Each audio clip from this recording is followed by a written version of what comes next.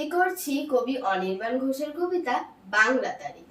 সারা বছর হুঁশ থাকে না, সারা বছর উপেক্ষিত, ক্যালেন্ডারের তারিখ হয়েই ঝুলতে থাকে অর্ধমৃত।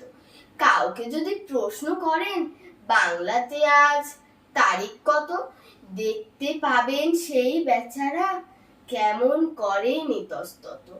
হয়তো তিনি বলতে পারেন বাংলা তারিখ কেমন করে বলবো ওসব, কমে তো আর লাগে না ঠিক।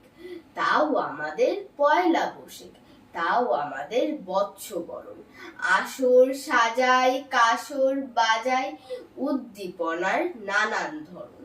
বাংলা বছর বলতে হাতে সাকুল্যে দিন দু চারখানি, একটি তো তার পয়লা বৈশাখ, অন্যটিকেও সবাই মানে।